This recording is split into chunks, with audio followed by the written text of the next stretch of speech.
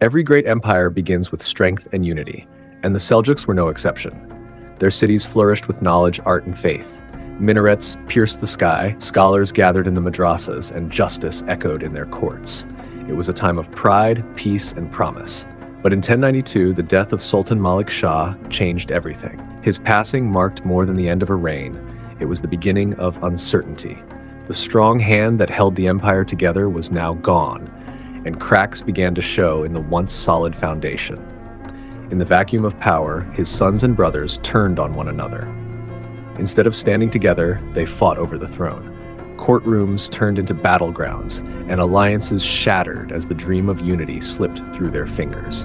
The great Seljuk Empire, once a single body, began to fragment. Provinces that once marched under the same banner now claimed independence. Each prince carved out his own dominion, focused more on power than purpose. From the ruins of unity rose rival kingdoms. Local rulers, now unchecked, built their own courts and raised their own armies. The empire, though still breathing, was no longer whole. As the Seljuks weakened, the Crusaders grew bolder. In the Levant, they launched wave after wave of attacks. Without a united Muslim defense, cities that once stood proud fell under foreign control. Ancient walls crumbled, and sacred lands changed hands.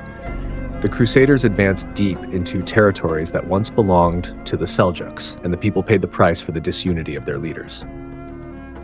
To the east, a new power was rising.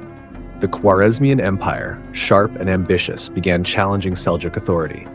They expanded into Persia, claiming what the Seljuks could no longer protect. Within the remains of the Seljuk lands, rulers sat on isolated thrones, disconnected and distrustful of one another. No longer guided by a single vision, the empire became a shadow of its former self. Palaces still stood, but the walls were cracked. Bureaucracies functioned, but without spirit. What remained was the form of an empire, hollowed by internal conflict and pride. In the streets, the signs of decline were clear.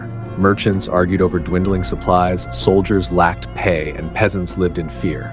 Corruption spread like rot beneath the surface. Yet even in decline, the Seljuks left behind treasures. Their mosques and schools remained beacons of learning. Their support for science and scholarship would inspire generations to come.